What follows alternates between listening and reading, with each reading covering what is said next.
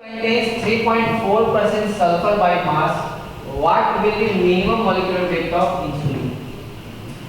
अब आपको पता नहीं कि इंसुलिन क्या है, प्रोटीन है, एंजाइम है, क्या फॉर्मूला होता है, कुछ तो पता नहीं आपको। अब सोचो जब फर्स्ट टाइम क्वेश्चन देख लो तो आपको पता नहीं चल सकता कि क्या है, उसका तो फॉर्मूला कुछ पता नहीं कि उसमें कार्बन है, नाइट्रोजन है, सल्फर है, हाइड्रोजन है, इसका कुछ नहीं पता है। आपको क्या पता है सिर्फ कि by mass percentage of sulphur क्या है 3.4%। अब कैसे निकालेंगे, कुछ भी मैंने बोल दिया, CH H by NJ इसलिए सब कुछ भी, अब पता नहीं कि सल्फर क्या है क्या नहीं है, तो मैंने सल्फर को क्या मान लिया, इस पता करते हैं क्या है। अब परसेंटेज ऑफ सल्फर क्या होगा, अगर ऐसा कोई फॉर्मूला है तो क्या होगा N/32, क्योंकि मोलर मास ऑफ सल्फर क्या 32 बाई क्या टोटल मॉलिक्यूलर वेट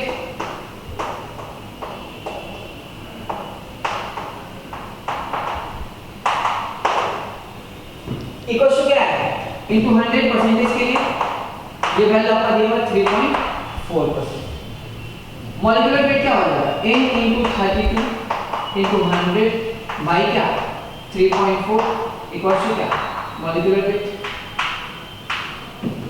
अब मिनिमम मॉलिक्यूलर वेट चाहिए, इसका मतलब n का वैल्यू क्या पुट कर दोगे 1 पुट कर दोगे, मिनिमम मॉलिक्यूलर वेट आ गया। तो इस तरह से हमें कैलकुलेट करना है। हमने मिनिमम मॉलिक्यूलर, इसलिए क्वेश्चन में क्या दिया मिनिमम मॉलिक्यूलर वेट, मैक्सिमम तो कुछ भी हो सकता है यार, n का वैल्यू कुछ भी हो सकता है 50 60 n टेंस टाइम, ठीक है। इसलिए मिनिमम क्वेश्चन में मिनिमम इसलिए दिया है ताकि आप, और इनका हमेशा इंटीजर होगा, इनका मिनिमम वैल्यू क्या लोगे 1 लोगे। सबसे क्वेश्चन सेकंड जो सबसे इंपॉर्टेंट क्वेश्चन है, जो बहुत ही अच्छा क्वेश्चन है, a polyestyrene having formula Br3C6H2CH was prepared by, अब क्वेश्चन ध्यान से लिखना, by heating a styrene with 10.4% bromine by weight find A।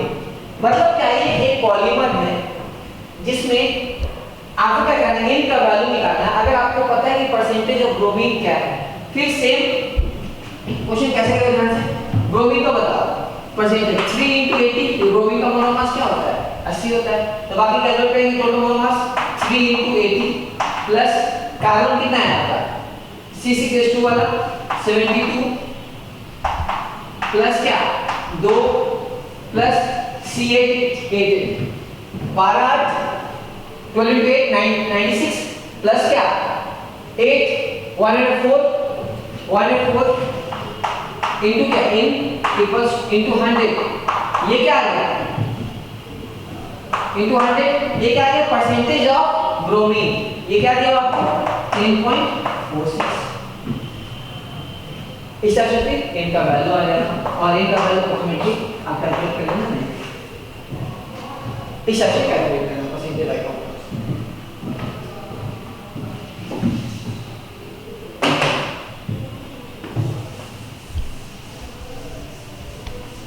Chemical reaction, असली केमिकल रिएक्शन नहीं होना चाहिए, बैलेंस केमिकल रिएक्शन होना चाहिए।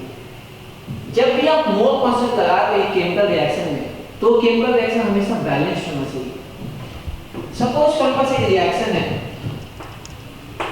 AA plus BB CC plus B, ये क्या है, ये रिएक्टेंट है, ये क्या है, ये प्रोडक्ट है। रिएक्टेंट कंज्यूम होगा, डिसअपियर होगा, प्रोडक्ट क्या अपीयर होगा, फॉर्म होगा। अब इसमें क्या, इसका क्या मीनिंग है, कैसे समझेंगे, ये स्मॉल a का एसोसियोमेट्रिक कोएफिशिएंट बोलेंगे, stoichiometric coefficient of A, B small b stoichiometric coefficient of B, small c stoichiometric coefficient of C, small d stoichiometric coefficient of D। या समटाइम क्या करना, मोल ऑफ A क्या बोलते हैं small a, mole of B क्या बोलते हैं small b, mole of C क्या बोलते हैं, ये हमेशा तो नहीं है लेकिन 90% केस में आप इसको मोल में सोच सकते हो। अब मैं कैसे सोचूं इसको, कैसे इंटरप्रेट करें, A mole of A will react with B mole of B to form C mole of C and D mole of D। फिर से रिपीट कर रहा हूं, A mole of A react with B mole of B will form C mole of C and D mole of D।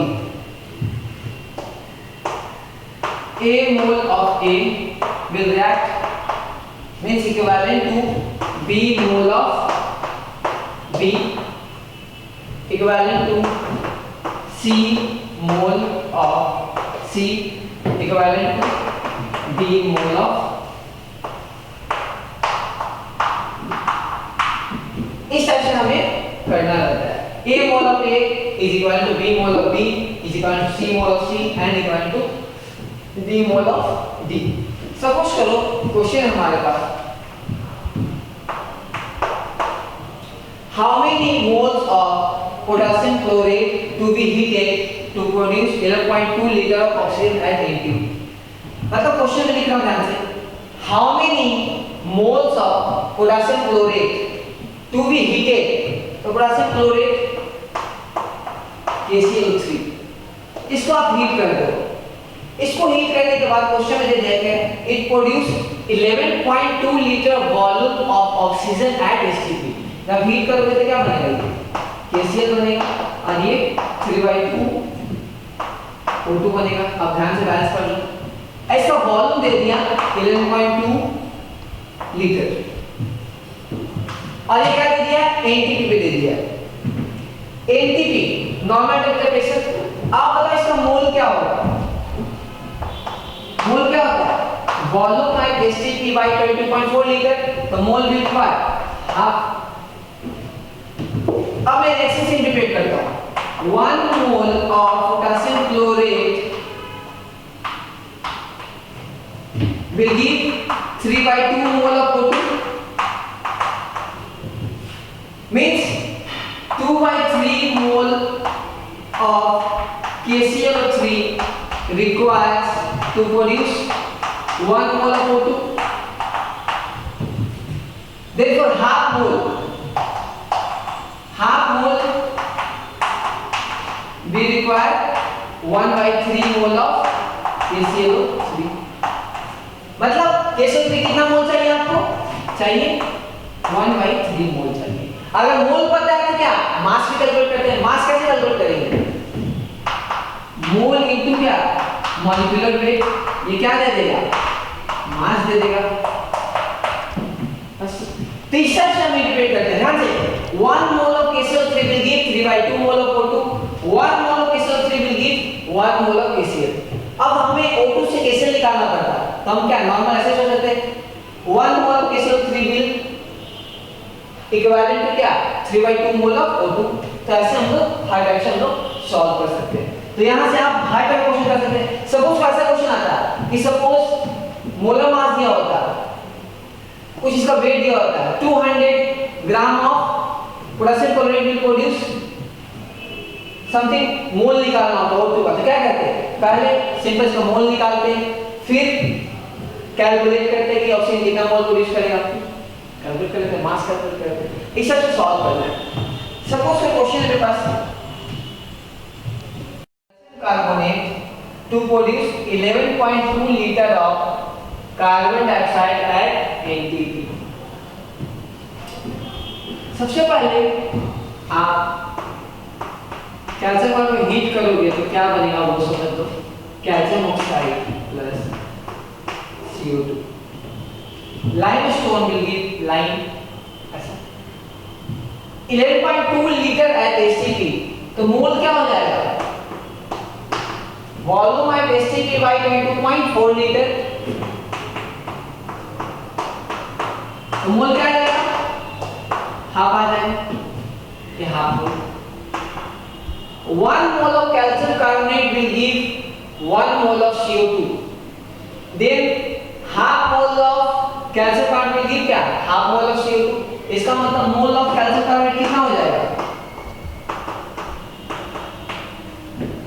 Half. Wait क्या हो जाएगा,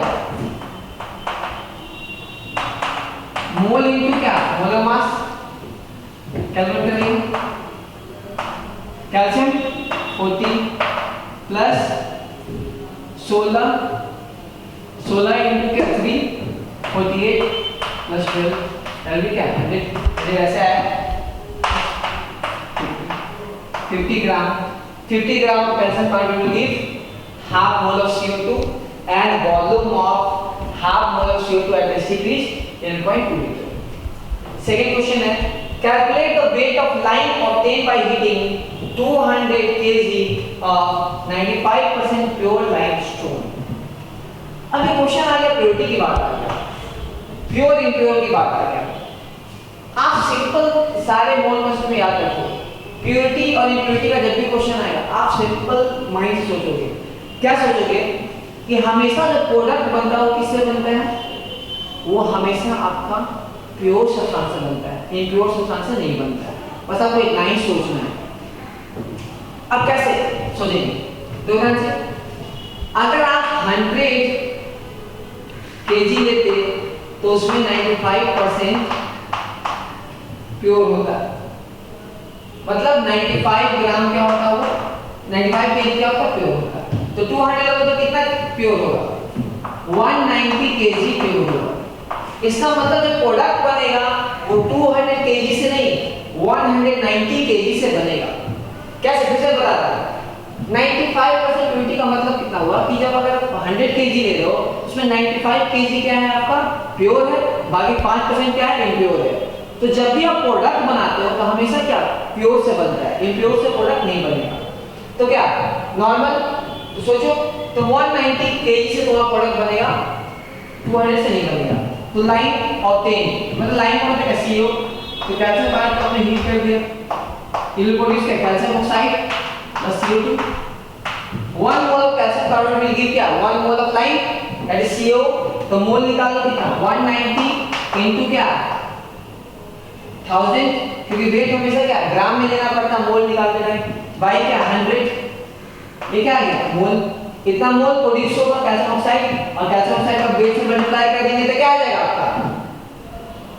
आपका wait आ जाएगा। कैल्शियम ऑक्साइड के मोलर मास से मल्टीप्लाई करते हैं वेट आ जाएगा। 1 मोल ऑफ कैल्शियम कार्बोनेट की क्या 1 मोल CO, मोल ऑफ CO निकाल लिया मैंने, वेट से मल्टीप्लाई कर देंगे 40 + 16 दैट विल 56, आपको क्या वेट ऑफ कैल्शियम ऑक्साइड आ जाएगा।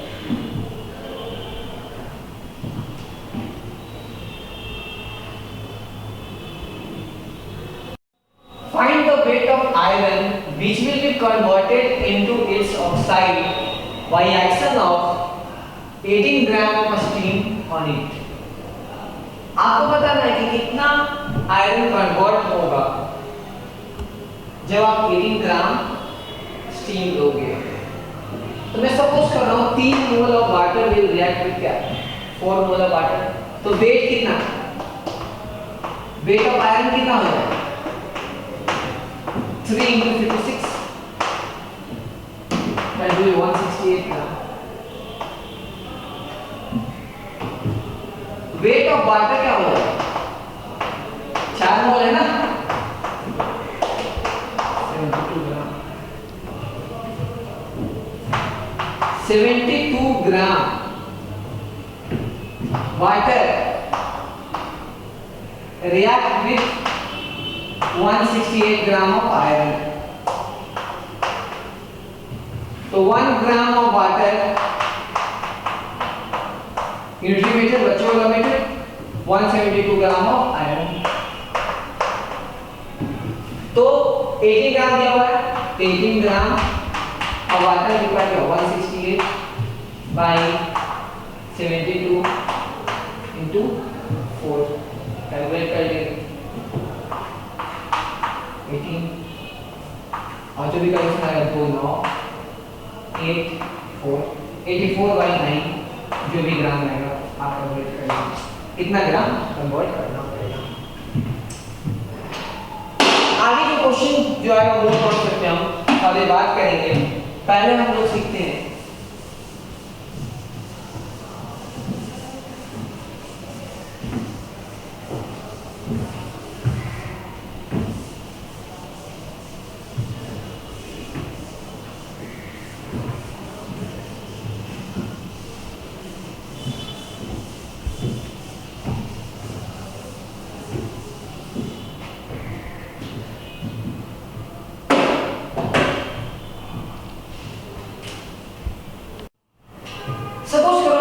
क्या रिएक्शन कर रहे थे, 2 रिएक्टेंट था, दोनों रिएक्शन करके प्रोडक्ट बनाना। सपोज करो कि ऐसा हो कि एक रिएक्टेंट एक्सेस में बच जाए, एक रिएक्टेंट पूरा पूरा कंज्यूम हो जाए। अब जो पूरा का पूरा कंज्यूम हो जाएगा उसको क्या बोलेंगे हम लोग, वो क्या लिमिट पे था, उसको बोलेंगे लिमिटिंग रीजन। जो प्रोडक्ट कौन डिसाइड करेगा, वो डिसाइड करेगा लिमिटिंग रीजन डिसाइड करेगा। सपोज मेरे पास एक क्वेश्चन है Mg+O2 will produce MgO। अब ऐसा हो सकता है कि मैग्नीशियम ज्यादा हो, ऑक्सीजन कम हो, तो प्रोडक्ट कौन डिसाइड करेगा, ऑक्सीजन डिसाइड करेगा, क्योंकि ऑक्सीजन कम है तभी जाके जो जितना पार्ट हो उतना रिएक्ट कर जाएगा। अगर मैग्नीशियम लिमिटिंग में होगा तो प्रोडक्ट कौन डिसाइड करेगा, मैग्नीशियम डिसाइड करेगा। तो लिमिट का मतलब, लिमिटिंग का मतलब क्या, rigid which will consume first, normal जो कंज्यूम जल्दी से कंज्यूम हो जाए वो क्या लिमिटिंग रेंज होगा, और लिमिटिंग रेंज क्या, वो प्रोडक्ट डिसाइड करेगा।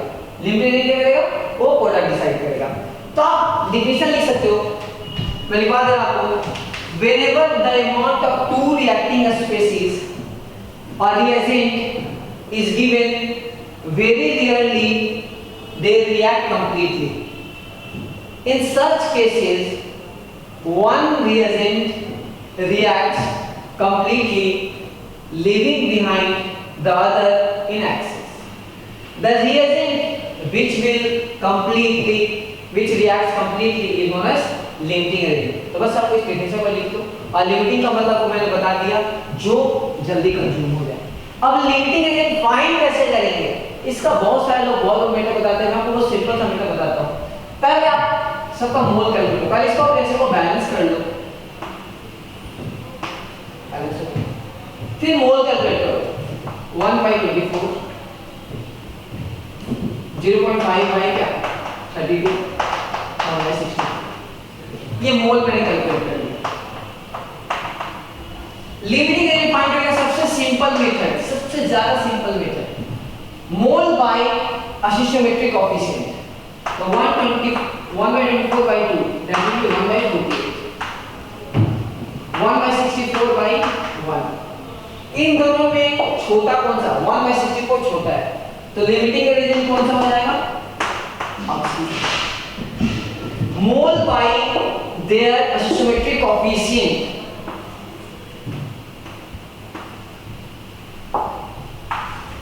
डिवाइड कर दिया, जो छोटा होगा वो क्या होगा, लिमिटिंग रिएजेंट होगा। तो लिमिटिंग रिएजेंट क्या है तुम्हारा, O2 है, तो O2 क्या बनाएगा, प्रोडक्ट बनाएगा। Means 2 mole of magnesium will react with 1 mole of O2 to produce 2 mole of MgO। तो जब आप मोल कांसेप्ट लगा रहे हो केमिकल रिएक्शन में, तो किसकी वजह से लगाओगे, अगर आपको MgO का प्रोडक्ट निकालना है तो ऑक्सीजन के लिए यूज करोगे। 1 mole of oxygen will give 2 mole of MgO। तो whatever 1/64 mole of O2 will produce 2 into 1/64 mole of MgO, तो 1/32 मोल ऑफ MgO हो जाएगा। एक्सिस में कौन सा है यहाँ, मैग्नीशियम। प्रोडक्ट किससे लिखोगे आप, मैग्नीशियम से ना लिख के आप लिमिटिंग के साइड से लिखोगे, क्योंकि लिमिटिंग ही बताया ना। तो 1 mole of O2, 2 mole of MgO, तो 1/64 मोल of O2 will produce 2/64 mole of, that is 1/32 mole of MgO। हमेशा लिमिटिंग डिसाइड करेगा। सपोज करो मैंने बोला क्या कोई कार बनाना है, 4 कार बनाना है, उसके लिए आपको क्या 12 व्हील्स चाहिए, लेकिन आपके पास व्हील कितना है, आपके पास 10 ही व्हील्स है, तो आप कितना मैक्सिमम 3 ही कार बना सकते हो। तो यहाँ लिमिटिंग कौन सा है, टायर्स है, व्हील्स है, जिसकी वजह से कार बन रही है। तो जो लिमिटिंग हो वही प्रोडक्ट डिसाइड, इसलिए हम लोग मोल कॉन्सेप्ट लिमिटिंग वाले के लिए लगाएंगे, पूरे के लिए लगाएंगे। अब गया कितना, अब एक्सिस बताना है कितना गया, कैसे बताएंगे, 1/24 मोल था मैग्नीशियम और 1/64 मोल था आपका ऑक्सीजन। अगर ये 1 मोल जाएगा तो कितना, 2 मोल जाएगा, तो एक्सिस कितना हो जाएगा, 1/24 into 2 into 1/64, क्योंकि अगर ये 1/64 जाएगा तो ये कितना जाएगा, 2 into, इसका रेशियो क्या है, अगर 1 जाएगा मोल तो ये 2 मोल जाएगा, ये 1/64 जाएगा तो क्या 2 into 1/64 जाएगा। तो एक्सिस कितना बचा, बस कैलकुलेट कर लेंगे, 1/24 माइनस 1/24 माइनस क्या 1/22, बाबा कैलकुलेट कर लेंगे क्या 8 24 into 22 कितना क्या मोल आपका एक्सिस। तो तो लिमिटिंग रेंज बहुत ज्यादा इंपॉर्टेंट है। सपोज करो मैंने बोला एक क्वेश्चन आप ध्यान से सोचो, P Q R 2R produce this. अब मैंने बोला इसको 5 मोल है, 6 मोल है, 7 मोल है। अब बनाना mole of acid produce, not हो सकता लिमिटिंग 5/1 6/1 7/2 3/5। तो लिमिटिंग कौन सा हो गया? R हो गया। तो 2R will produce 1 mole of acid, तो 3.5 mole of R will produce क्या? Sorry 7 mole of R will produce क्या? 7 mole of R will produce 7/2 mole of acid। ऐसे करके तो मोल कॉन्सेप्ट हमेशा लिमिटिंग के लिए यूज करना पड़ता है। तो ये लिमिटिंग रेंज का कॉन्सेप्ट था, ये बहुत ज्यादा इंपॉर्टेंट है, ध्यान से देखना।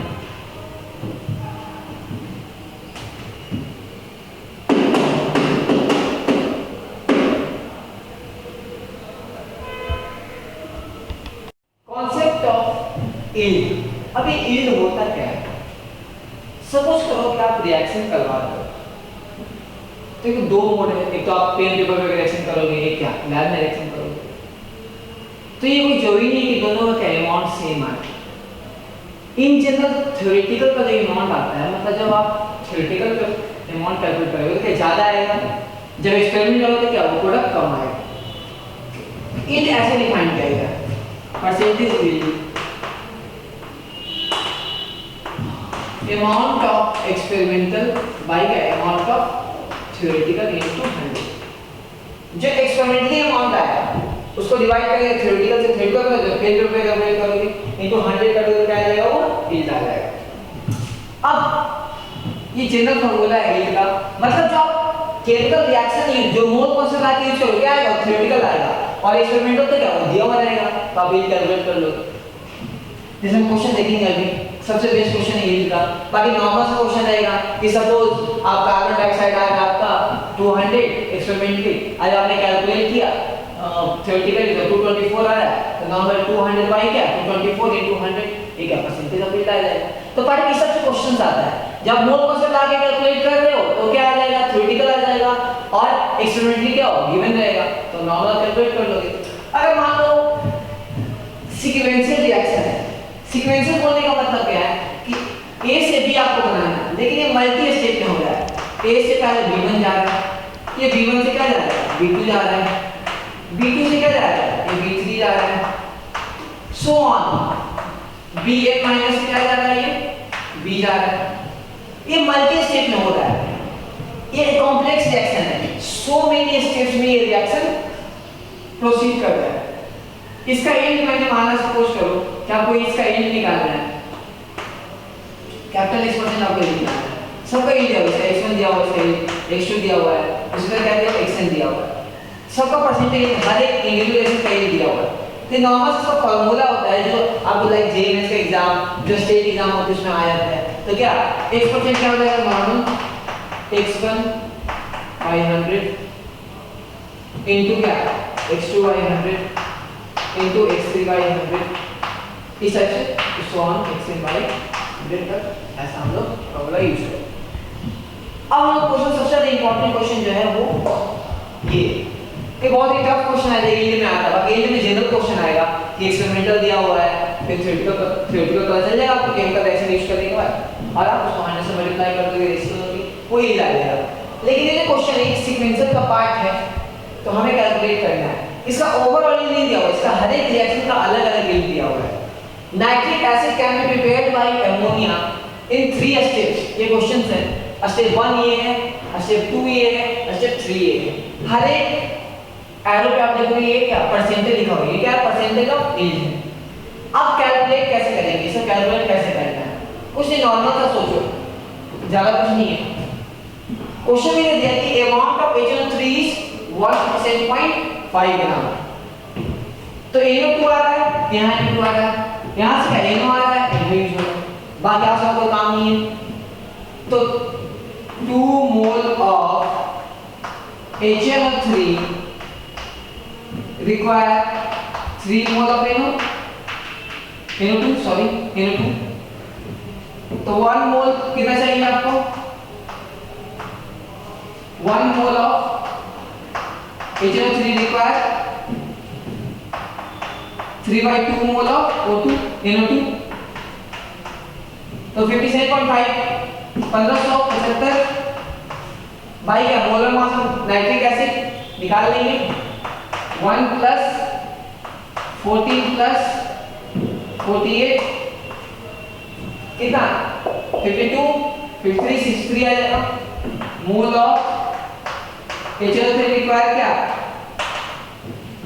3/2 इनटू कितना 1575 बाई क्या 63 ये क्या मोल ऑफ NO2 आया ये क्या है आपका ये एक्सपेरिमेंटल है ये क्या आपका एक्सपेरिमेंटल है अब हमें क्या डेवलप करना पड़ेगा इसका थ्योरेटिकल कैलकुलेट करना पड़ेगा अब ये इसका फॉर्मूला देखो yield equals to experimental by theoretical into क्या 100 it is experimental तो theoretical क्या हो जाएगा theoretical के लिए हम डिवाइड कर देंगे इसके yield से that is 0.8 फिर ये जो कैलकुलेशन आएगा फिर इसको क्या अब इसके लिए क्या 2 मोल ऑफ NO2 रिक्वायर क्या 2 मोल ऑफ NO तो जितना मोल NO को NO2 को उतना ही मोल क्या NO का तो यहाँ पे नॉर्मल से इतना ही मोल रहेगा फिर ये क्या है आपका ये एक्सपेरिमेंटल है तो आपको थ्योरेटिकल मिल गया फिर से इसे डिवाइड करना पड़ेगा फिर 4 mole of NO will give क्या 4 मोल ऑफ NH3 इसका मतलब क्या सेम ही रहेगा फिर से इसे डिवाइड करना रहेगा तो y क्या 0.5 ये जो आ जाएगा वैल्यू आ जाएगा तो कितना मोल होने चाहिए कितना मोल होने चाहिए कैसे फिर से बता दो क्वेश्चन था टफ है पहले मैंने क्या कैलकुलेट कर लिया 2 mole of NO3 will give क्या 3 मोल ऑफ NO2 तो इतना मोल के लिए मैंने NO2 कैलकुलेट कर दिया दैट वाज एक्सपेरिमेंटल तो आपने क्या थ्योरेटिकल कैलकुलेट कर लिया फिर इसका क्या एक्सपेरिमेंटल बन गया फिर हमने इसे डिवाइड कर दिया फिर से इसे डिवाइड कर दिया तो क्या आ गया टोटल इस टाइप से मोल आ गया जितना आपको चाहिए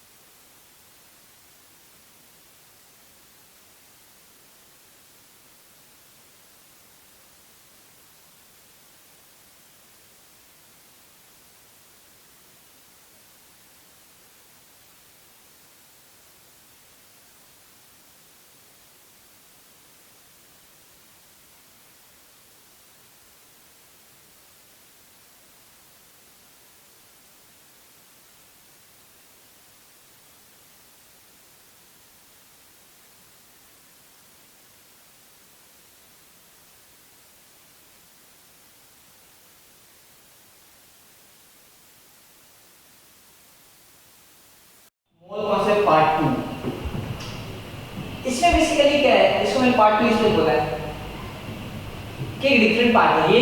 अब कंसंट्रेशन की बातें करना शुरू करने वाले हैं, सॉल्यूट सॉल्वेंट की बातें करना शुरू करने वाले हैं, इसलिए मैंने इसको मोल कॉन्सेप्ट 2 में इसको डाला है। सबसे पहले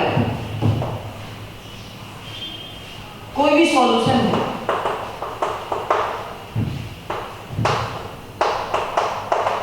उसमें क्या है, एक सॉल्यूट होता है, एक सॉल्वेंट होता है। सॉल्यूट को मैं बी से रिप्रेजेंट कर रहा हूं, सॉल्वेंट को मैं ए से रिप्रेजेंट कर रहा हूं। जो लेस अमाउंट में हो क्या होगा आपका सॉल्यूट होगा, जो मोर अमाउंट में क्या होगा वो सॉल्वेंट होगा। बाइनरी सोल्यूशन बोलने का मतलब क्या है, एक सॉल्यूट एक सॉल्वेंट। तो हम देखने वाले हैं डिफरेंट टर्म्स। सबसे पहले हम लोग देखते हैं मोल फ्रैक्शन। इसको किससे डिपेंड करते हैं, x से का मतलब मोल of A by total mole of mixture, Na by Na plus Mb। इसका मोल फ्रैक्शन ऑफ B क्या हो जाएगा, मोल of B by Na plus Mb। अगर दोनों को आप ऐड करो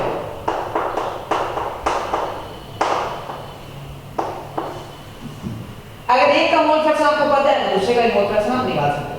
ये क्या यूनिटलेस क्वांटिटी है, ये दोनों क्या मोल का रेशियो। अगर 3 होता, सपोज करो 3 थ्राइस ऑल्सो होता तो क्या Na by Na plus Nb plus क्या Nc। Xb क्या होता है Nb by Na plus Nb plus क्या Nc। उससे Xc क्या होता है Nc by Na plus Nb plus Nc। तीनों का समेशन क्या होता है वैल्यू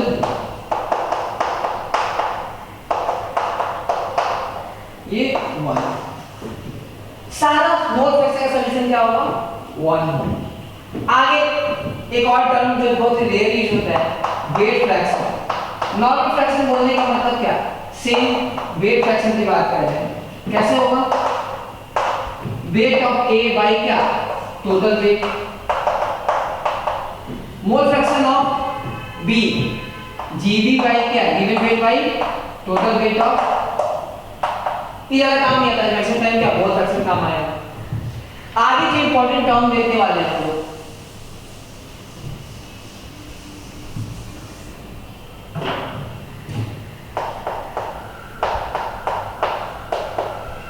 मोलारिटी, इसका स्मॉल एम से डिपेंड करते हैं। मोलारिटी मींस क्या, moles of solute by weight of solvent in KG. पहले मोल्स ऑफ सॉल्यूट लोगे by weight of solvent in KG, मतलब आपको सॉल्वेंट का वेट लेना है केजी में। डिफरेंट क्वेश्चन करेंगे हम लोग। मोलारिटी इसको कहीं भी क्या मोलर भी लिखा जाता है, कहीं क्या लिखा रहेगा 25 मोल। मींस क्या मोलारिटी कितना है 25। ये शॉर्ट फॉर्म याद रखें, मैक्सिमम कंफ्यूज हो जाता है। आगे जो इंपॉर्टेंट टर्म है हम एक साथ क्वेश्चन करेंगे, जब मोलारिटी पढ़ लेंगे तो एक साथ क्वेश्चन करेंगे मोलारिटी का। अब है मोलारिटी, इसको किससे डिफाइन करेंगे, capital M।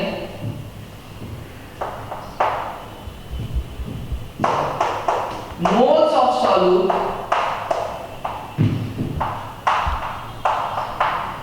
By volume of solution in litre. 1 litre में कितना मोल ऑफ सॉल्यूट है, क्या बोलते हैं हम लोग मोलारिटी।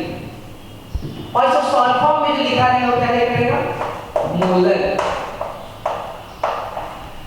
क्वेश्चन लिखा हुआ 25 मोलर मींस मोलारिटी क्या है 25। Molarity means moles of solute by volume of solution in litre. अब इन चारों में से बात करें, कौन सा ऐसा क्वांटिटी है जो टेंपरेचर डिपेंडेंट क्वांटिटी है? मोल फ्रैक्शन नहीं है, वेट फ्रैक्शन नहीं है, मोलिटी नहीं है, मोलिटी है। टेंपरेचर डिपेंडेंट क्वांटिटी के लिए क्या होना चाहिए? कोई ना कोई ऐसा टर्म होना चाहिए जो टेंपरेचर डिपेंड करता है। आपको पता, मास करता नहीं, करता क्या? वॉल्यूम करता है। जिसमें वॉल्यूम आएगा वो टर्म क्या होगा? टेंपरेचर डिपेंडेंट क्वांटिटी होता है। इन जनरल जब टेंपरेचर बढ़ाते हो तो वॉल्यूम बढ़ता है, वॉल्यूम बढ़ेगा तो रेंज क्या करेगा? घटेगा। तो ये हम लोग क्वेश्चन, अब सपोज करो हम क्वेश्चन करने वाले हैं, अभी हम 3-4 क्वेश्चन करेंगे मोलरिटी और मोलरिटी पे। आप ये फार्मूला अच्छे से लिख लो, मैं बताऊंगा कैसे कैसे करेंगे क्वेश्चन।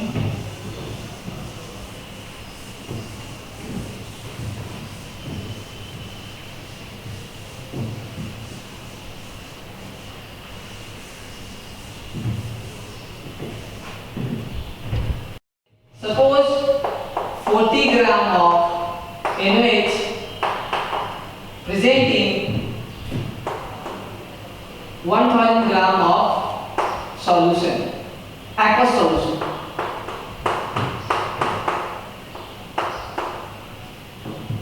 ये क्वेश्चन बस मैं नॉर्मल सा क्वेश्चन ले रहा हूं पहले, उसके बाद हार्ड क्वेश्चन पे जाएंगे। 40 ग्राम NaOH दिया हुआ है इन 1000 ग्राम ऑफ aqueous solution, मतलब इस सॉल्यूशन का मास कितना दिया हुआ है? 1000 ग्राम दिया हुआ है। तो मोल्स, सॉल्यूट क्या है? NaOH, प्रिकॉमिक मोनोपोलेंट, और सॉल्वेंट क्या है? वाटर। तो मोल्स कैसे निकालोगे? Given weight by molar mass that is 40 by weight of solvent in KG. ये सॉल्यूशन का वेट है, तो सॉल्वेंट का वेट कितना हो जाएगा? 1000 माइनस 40, ये क्या है? ग्राम में है, इसको 1000 से डिवाइड कर दे क्या आ जाएगा? केजी में आ जाएगा। Weight of solvent in KG. Second question molarity find करना है।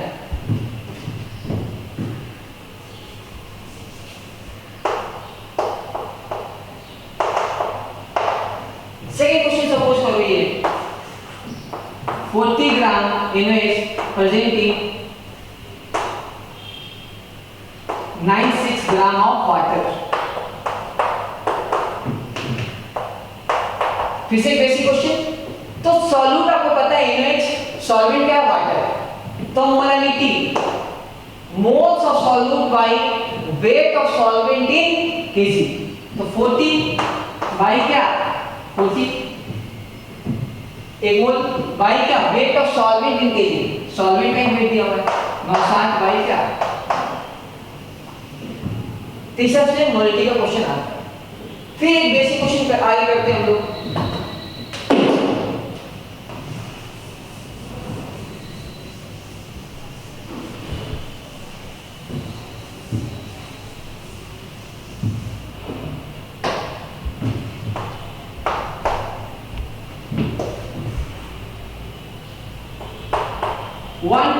kg of solution दिया हुआ है and 2 mole of NaOH दिया हुआ है। Find molality. Molality means moles of solute by weight of solvent in kg. तो solute क्या NaOH है 2, weight of solvent in kg। अब ये क्या दिया हुआ है?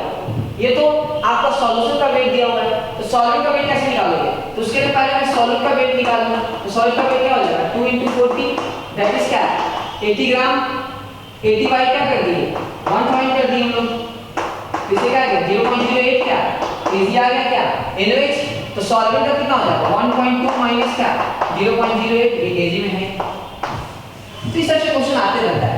नॉर्मल आपको क्या पता करना है? Moles of solute by weight of solvent in KG. अब मोलरिटी के क्वेश्चन की बात करते हैं। पहले मोलरिटी का बेसिक क्वेश्चन देखते हैं, उसके बाद हम करेंगे।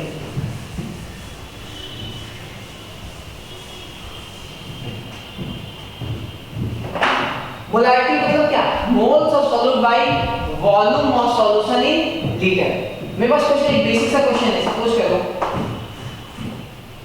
40 ग्राम NaOH presenting 1.2 liter of solution. Normal 40 by 40 फिर विल गिव क्या moles of solute by volume of litre 1.2 ऐसा जो दिया हुआ। सपोज कर मेरे पास मैंने ये बोला